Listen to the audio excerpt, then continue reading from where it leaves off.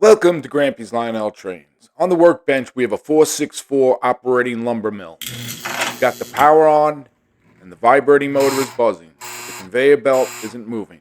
The logs aren't feeding the sawmill, and the finished lumber isn't coming out the other side. That usually means there's a problem somewhere in the driveline mechanism inside the vibrating motor.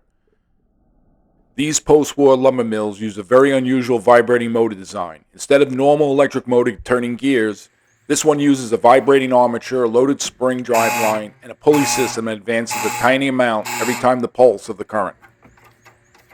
If the drive line slips, if the spring tension is wrong, or if the pulley binds up, the motor will buzz but the conveyor belt won't move. So the first thing we're going to do is remove the housing and the platforms so we can get the access to the motor, the pulley, the drive line, and the conveyor system underneath. Let's open it up and see what's going on with this 464 lumber mill.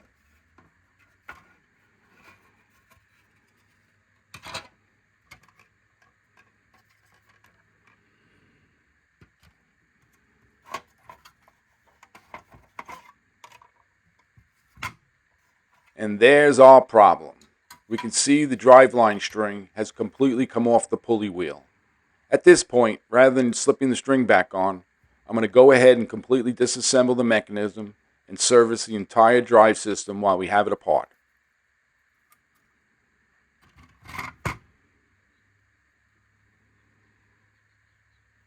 To remove the conveyor belt, Lionel used a spring-loaded tension mechanism on the conveyor belt pulley assembly. All you need to do is push the pivot arm forward to relieve the tension on the belt, and then the conveyor belt will slip right off the pulleys for removal. Next, you want to remove the screw holding the log apron in place.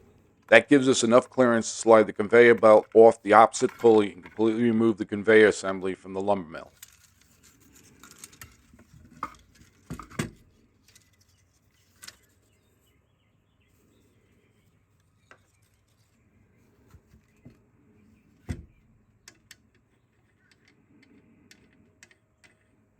To reinstall the driveline correctly, the string needs to be wrapped around the pulley wheel 2 turns in the proper direction before reconnecting it back to the motor bracket. That wrap is important because the vibrating motor works with the Lionel called the snub and release action. As the armature vibrates, the line grabs the pulley just enough to rotate it a fraction of a turn at a time. If the string isn't wrapped correctly, or if the tension is off, the pulley won't engage properly and the conveyor belt won't move. I'm going to put a couple of drops of oil on both sides of the pulley shaft so the wheel spins nice and free. These little vibrating motors don't have much torque, so any drag or binding can keep the conveyor from moving properly. This pulley wheel has a little residue built up from probably sitting for years without being used, so I'm going to lightly clean the surface with a 600 grit buffing wheel.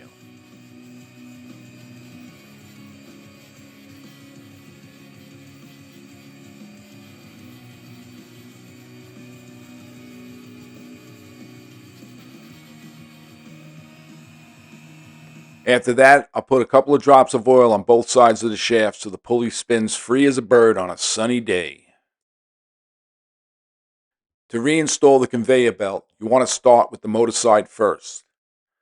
Then push the spring-loaded pulley arm forward so you can slip the belt onto the opposite pulley. While reinstalling it, make sure the teeth on the pulley line up properly with the holes in the conveyor belt so the mechanism tracks correctly. Now that we have this conveyor belt back on, you want to run this mill in about the 9 to 14 volt range for the smoothest operation. These little vibrating motors are somewhat adjustable, and every one of them seems to have its own sweet spot. If the motor starts buzzing too loudly, chattering, chirping, you can loosen the motor mounting screw and slightly adjust the motor bracket position to change the driveline tension. Sometimes just a small adjustment makes a big difference on how smoothly the conveyor operates. If needed, you can also slightly adjust the return spring tension to help the driveline grab the pulley correctly without slipping or binding.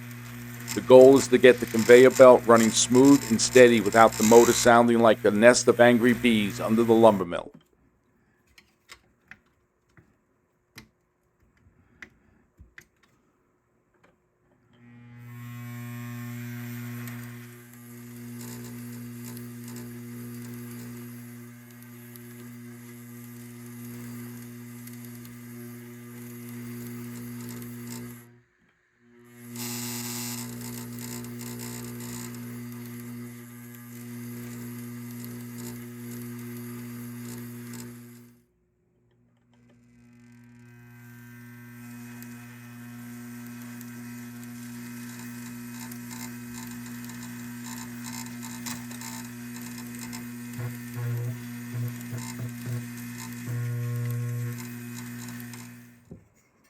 Now that we have the motor adjusted and running nice and smooth without all the extra noise and chattering, we can start putting the mill back together the same way we took it apart.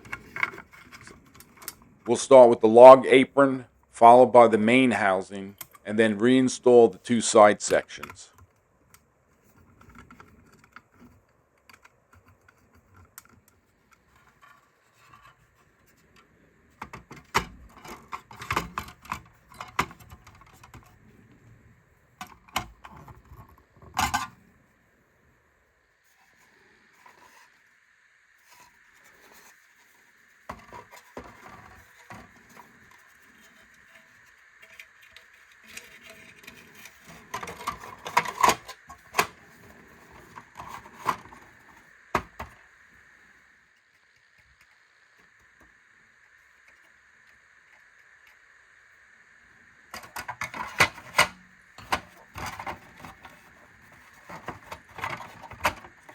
Now that everything's back together, we can test the lumber mill's operation. To load the planks, you simply drop them into the slot here in the housing. And as you can see, the finished planks slide right back out on the left side of the mill. Fresh cut and ready for somebody in Lionelville to start building a barn they probably even don't have a permit for.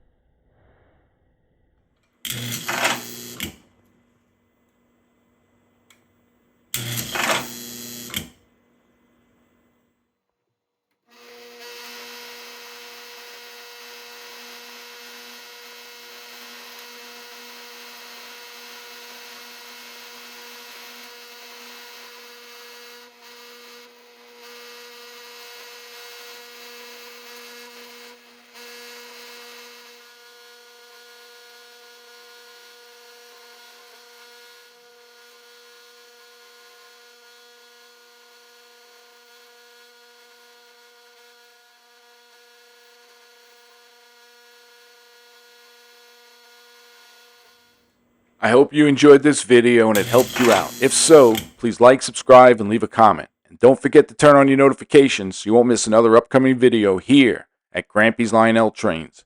Happy railroading!